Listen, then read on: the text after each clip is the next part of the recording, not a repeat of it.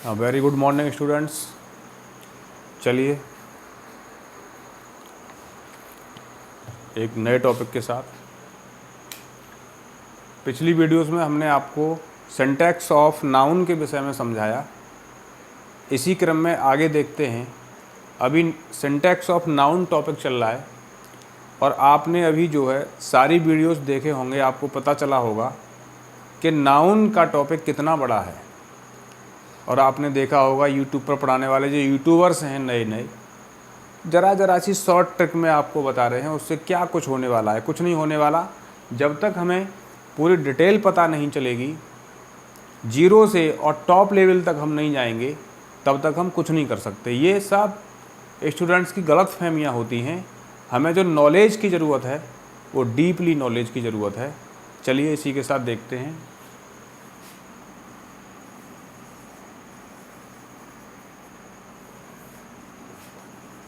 Dozen, thousand,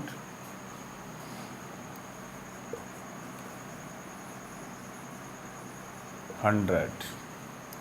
मैंने यहाँ पर ये तीन वर्ड्स लिखे हैं। एक लिखा है डोजन, एक लिखा है थाउजेंड और तीसरा लिखा है यहाँ पर हंड्रेड। चौथा और लिखते हैं यहाँ पर स्कोर। पहले इनकी डिटेल समझिए क्या होते हैं ये। यहाँ पर मैंने लिखा डोजन। डोजन का मतलब होता है दर्जन, और एक दर्जन में कितनी चीज़ें आती हैं? 12। यहाँ पे लिखा है मैंने थाउजेंड। थाउजेंड माने होता है हज़ार, इसको बोलते हैं दर्जन, इसको बोलते हैं हज़ार, और इसमें कितनी चीज़ें आती हैं? 1000। यहाँ पर लिखा है हमने हंड्रेड। यहाँ पर इसका मतलब होता है सैकड़ा, और यहाँ पर जो चीज़ें होती हैं वो कितनी होती हैं? 100। ध्यान देने की बात ये है, एग्जाम्पल के थ्रू मैं आपको समझाता हूँ यहाँ पर हमें क्या सीखना है और क्या करना है। देखिए, आई बॉट 2 डोजन्स पेंसिल्स। मैंने यहाँ पर एग्जाम्पल लिखा है आई, मैंने बॉट खरीदी, 2 माने 2, डोजन्स माने दर्जन, और पेंसिल्स मीन्स होता है पेंसिल। मैंने 2 दर्जन पेंसिल्स खरीदी। ये सेंटेंस आपको बड़ा सही लग रहा होगा, इसमें कोई गलती आपको दिखाई नहीं दे रही होगी, लेकिन अगर देखा जाए तो ये सेंटेंस एब्सोल्युटली रॉन्ग है, गलत है। कैसे गलत है कि ये यहाँ पर मैंने डोजन लिखा है, यहाँ पर थाउजेंड आ जाता, यहाँ पर हंड्रेड आ जाता, यहाँ पर स्कोर आ जाता, और इससे पहले यहाँ पर क्या आया है? 2। अब नियम ये है कि डोजन से पहले, थाउजेंड से पहले, हंड्रेड से पहले, स्कोर से पहले अगर संख्या आती है, नंबर आता है, तो फिर चाहे वो डोजन हो, थाउजेंड हो, हंड्रेड हो, स्कोर हो, यहाँ पर हम एस का प्रयोग नहीं करेंगे। केवल हम यहाँ पर ये लिखेंगे आई बॉट 2 डोजन पेंसिल्स। अब ये सेंटेंस आपका करेक्ट होगा। इसी तरह से हम यहाँ पर लिखते हैं thousand. I gave him 2000 rupees.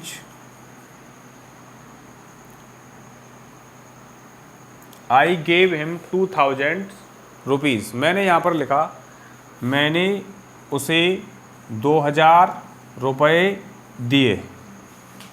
इस सेंटेंस का हिंदी अर्थ होता है मैंने उसको 2000 रुपये दिए। देखने पर आपको सेंटेंस सही लग रहा होगा, लेकिन पूरी तरह से गलत है। कैसे? जिस तरह से यहाँ पर गलत हुआ था, हमने डोजन में डोजन्स कर दिया था, इसी तरह से हमने यहाँ पर थाउजेंड में क्या कर दिया है? यहाँ पर एस लगा दिया है, और यहाँ पर एस का प्रयोग नहीं होगा, क्योंकि थाउजेंड से पहले यहाँ पर नंबर आया है, संख्या आई है, और इस कंडीशन में हम यहाँ पर क्या करेंगे? एस का प्रयोग नहीं करेंगे। अब यहाँ से हम क्या करते हैं? एस को हटा देते हैं और सेंटेंस हमारा करेक्ट हो जाता है। इसी तरह से तीसरा एग्जाम्पल समझाने की वैसे ज़रूरत तो नहीं है, आप चाहें तो मैं समझा भी दूंगा। यहाँ पर डोजन से पहले संख्या आई है, यहाँ पर 1000 से पहले संख्या आई है, इसलिए हम इन दोनों में एस का प्रयोग नहीं करेंगे। इसी तरह से यहाँ पर कर दें हम, आई गेव हिम 200 रुपीज़, तो 100 में हम यहाँ पर एस का प्रयोग नहीं करेंगे। आप समझ गए होंगे। चलिए ठीक है।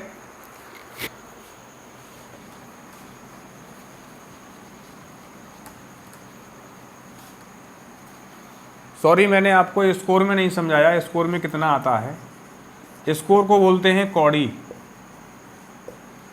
स्कोर को क्या बोलते हैं? कौड़ी बोलते हैं। और यहाँ पर जो संख्या होती है वो 20 होती है।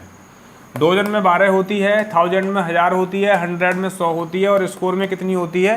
20। चलिए अब आप ध्यान दीजिए, हमने अभी आपको एग्जाम्पल के थ्रू समझाया, डोजन, 1000, 100, स्कोर किसी भी सेंटेंस में आए और इनसे पहले अगर कोई संख्या दी गई है तो इनमें हम एस का प्रयोग नहीं करेंगे, अर्थात इन शब्दों के पीछे हम एस नहीं जोड़ेंगे।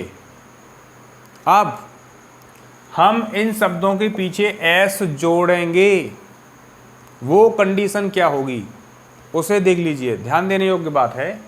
देखिए,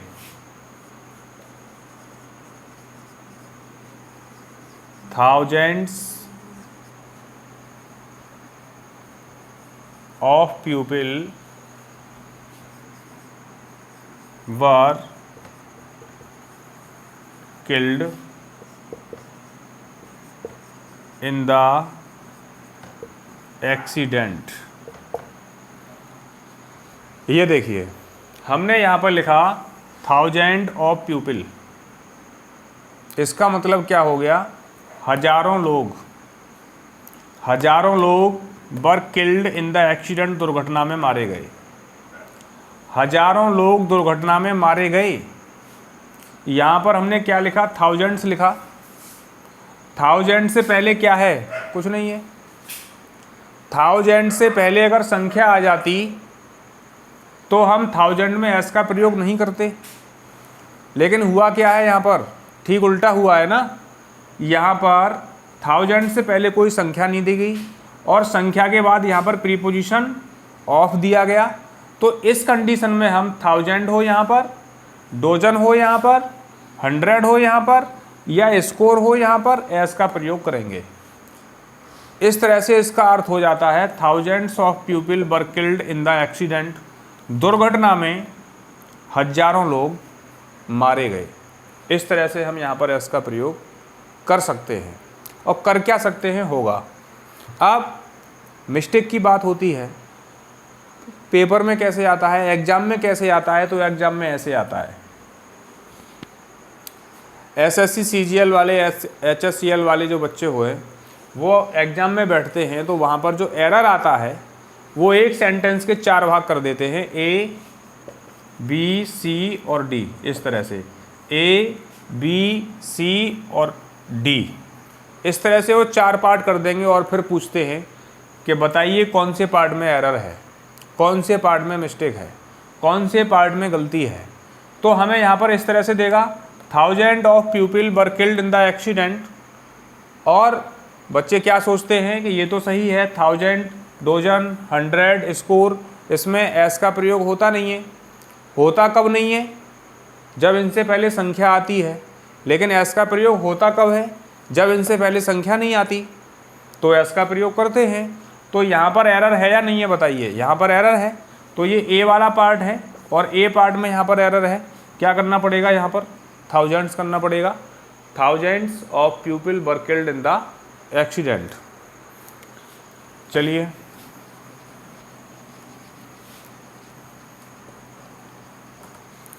आप समझ गए होंगे अच्छे से। देखिए,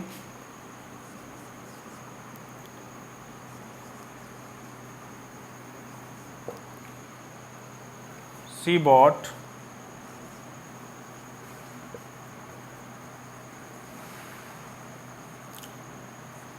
$200, ये लिख दिया हमने यहाँ पे।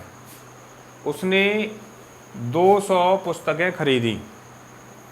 उसने 200 पुस्तकें खरीदी। तो यहाँ पर क्या है, यहाँ पर जो एरर आता है वो इस तरह से आता है। यहाँ पर जो एरर आएगा वो इस तरह से आएगा, 4 पार्ट सेंटेंस के कर दिए जाएंगे। पूछा जाएगा बताइए एरर कौन से पार्ट में है। तो सी बॉट 200 बुक्स, उसने 200 पुस्तकें खरीदी। अब आप समझ रहे होंगे एरर कहाँ पर है। एरर यहाँ पर है। क्यों है?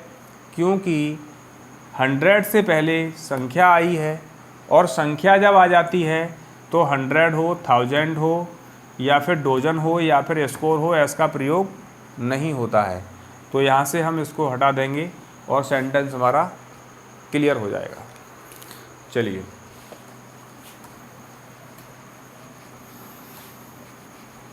अच्छे से आप समझ गए होंगे इस टॉपिक को। आगे देखिए, मैं यहाँ पर लिखता हूँ सीनरी। मैंने यहाँ पर एक नाउन लिखा है, ये लिखा है सीनरी, और सीनरी का मतलब होता है दृश्यावली। एग्जाम्पल के थ्रू समझिए, इसका जो प्रयोग है, इसका प्रयोग कभी भी बहुवचन में नहीं होता है। इसका प्रयोग हमेशा एक वचन में होता है, और क्रिया भी इसके साथ सदैव एक वचन आती है। इस तरह से नहीं होगा। देखिए,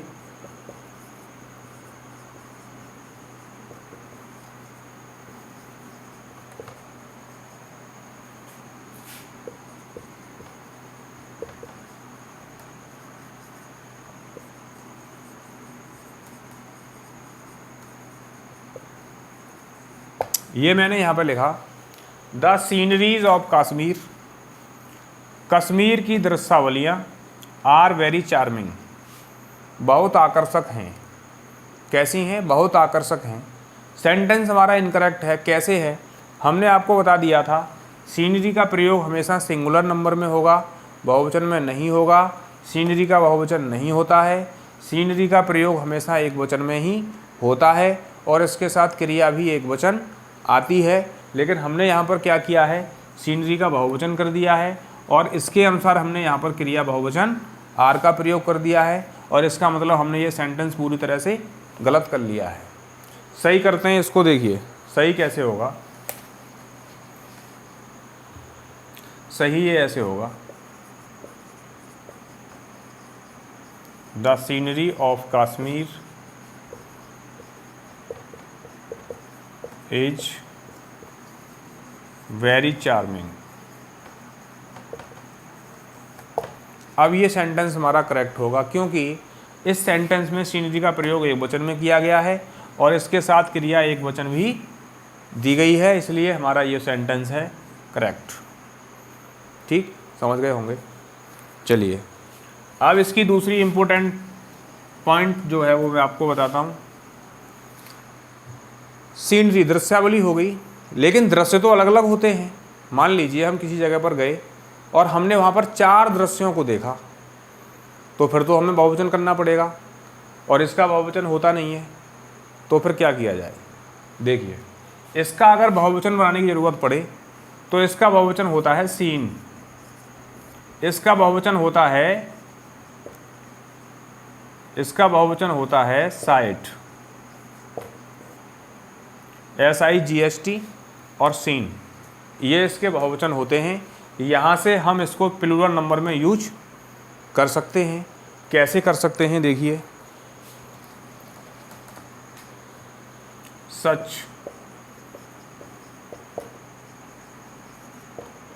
साइट्स आर वेरी कॉमन। यहाँ पर देखिए, सच माने ऐसे, साइट्स माने दृश्य, ऐसे दृश्य, साइट। यहाँ पर हमने साइट लिखा है। साइट का प्रयोग हम एक वचन बहुवचन दोनों में करेंगे। अगर यहाँ से हम एस हटा दें तो फिर ये एक वचन में हो जाएगा। तो इसका मतलब such site is very common. और यहाँ पर हमने क्या किया है, यहाँ पर हमने साइट का प्रयोग बहुवचन में किया है, तो क्रिया हमें यहाँ पर बहुवचन देनी पड़ेगी। ध्यान आपको ये रखना है कि साइट का प्रयोग हम एक वचन बहुवचन दोनों में करें। तो सच साइट्स आर वेरी कॉमन, ऐसे दृश्य बहुत सामान्य, आर नॉट और लगाते हैं यहाँ पे, such sites are not very common, ऐसे दृश्य बहुत सामान्य नहीं होते हैं या फिर बहुत आसानी से मिलने वाले नहीं होते हैं। तो आप समझ गए होंगे सीनरी का जो बहुवचन बनाएंगे हम तो किससे बनाएंगे, साइट्स। ठीक है, सीन का देखिए, a beautiful scene was before us, एक सुंदर दृश्य हमारे सामने था, एक सुंदर दृश्य हमारे सामने था। तो सीन का प्रयोग हम एक वचन में करेंगे, सीन का प्रयोग हम बहुवचन में करेंगे। अगर बहुवचन में करने की बात आए तो यहाँ पर सीन्स हो जाएगा और यहाँ पर वर करना पड़ेगा हमें। अच्छे से आप ये भी समझ गए होंगे।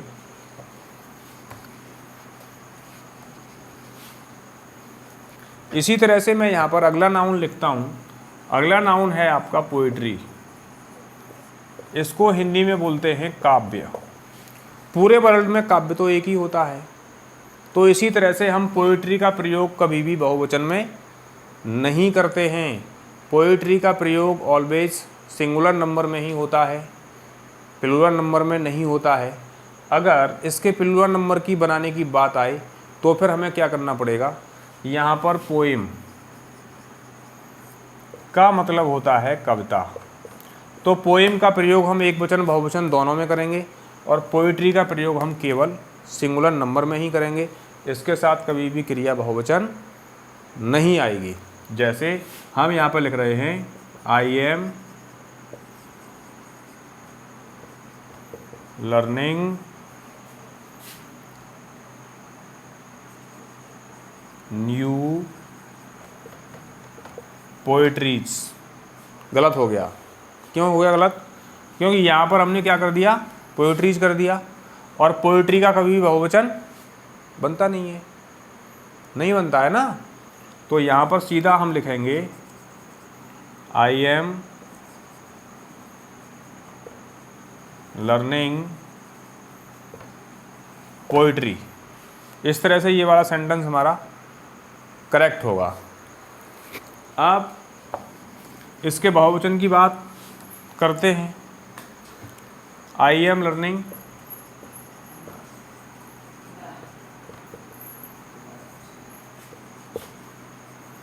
Three poems.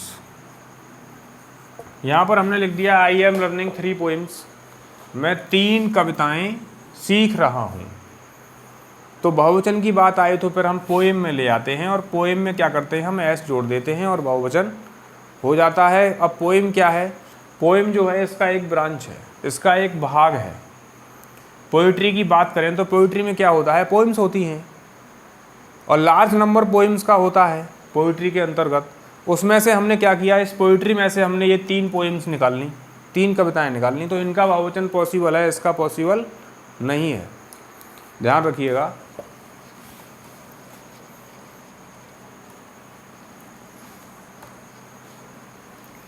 आगे हम बात करते हैं अगला नाउन। यहाँ पर हम लिखते हैं फिश, और आप सब जानते होंगे फिश का मतलब होता है मछली। इसका प्रयोग हम एक वचन और बहुवचन दोनों में करते हैं। फिश का प्रयोग हम सिंगुलर और प्लूरल दोनों फॉर्म में करते हैं। कैसे करते हैं देखिए, I had fish in lunch. बड़ा इंपॉर्टेंट मैंने एग्जाम्पल यहाँ पे लिखा है, आप जल्दी से समझते जाइए। I had fish in lunch, मैंने दोपहर के भोजन में मछलियाँ खाईं। मैंने दोपहर के भोजन में क्या खाया, मछलियाँ खाईं। ठीक है, अगला सेंटेंस में यहाँ पर लिखता हूँ there are 10 fishes in the basket. मैंने यहाँ पर एक सेंटेंस लिखा है there are 10 fishes in the basket. इसका मतलब होता है टोकरी में 10 मछलियाँ हैं।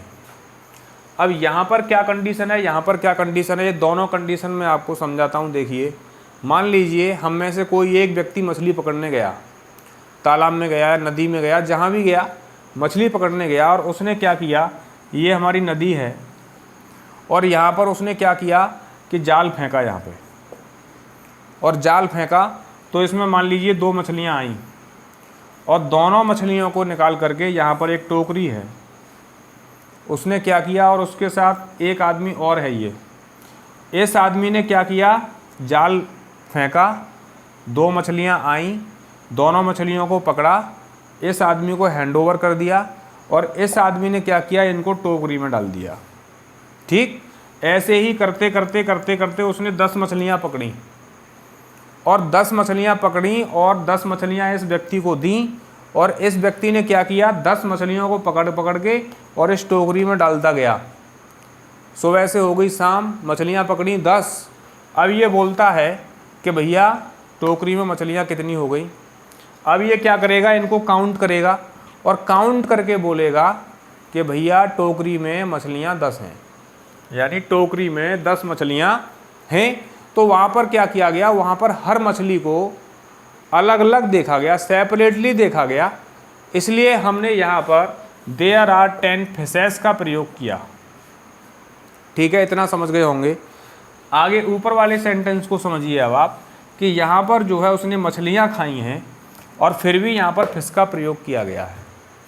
यहाँ पर फिश का प्रयोग क्यों किया गया है कि जो वो 10 मछलियाँ लेकर आए थे, 1 2 3 4 5 6 7 8 9 10, ये 10 मछलियाँ लेकर आए थे, और उन्होंने क्या किया, 10 मछलियों को कट किया, और कट करने के बाद इस तरह से इस कंडीशन में ये मछलियाँ आ गईं, और इस कंडीशन में जब ये मछलियाँ आ गईं, फिर इनको क्या किया गया, एक सब्जी के रूप में तैयार किया गया, एक खाद्य पदार्थ के रूप में तैयार किया गया, और खाद्य पदार्थ के रूप में जब ये तैयार हुई तो इनका जो फिगर था वो कैसा बन गया, इसकी जो आकृति थी वो कैसी बन गई, एक तरह की सब्जी जैसी आकृति बन गई, और भोजन का रूप दे दिया गया है। तो यहाँ पर क्या है, यहाँ पर मछलियाँ कितनी थी, 10। वो कब तक 10 थीं, जब तक वो टोकरी में थीं तब तक वो 10 थीं, और जब वो हांडी में पक के हमारे सामने आ गई तब वो कोई मछलियाँ नहीं, कितनी मछलियाँ हैं कोई पता नहीं, वो सिर्फ हमारे सामने क्या है, एक भोजन के रूप में है। इसलिए हमने यहाँ पर ES का प्रयोग नहीं किया है, यहाँ पर फिश का प्रयोग किया गया है। तो हम इसका प्रयोग एक वचन बहुवचन दोनों में करते हैं, समझ गए होंगे। देखिए,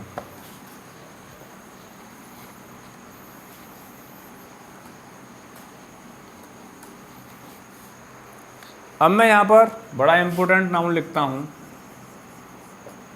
स्पेक्टिकल्स।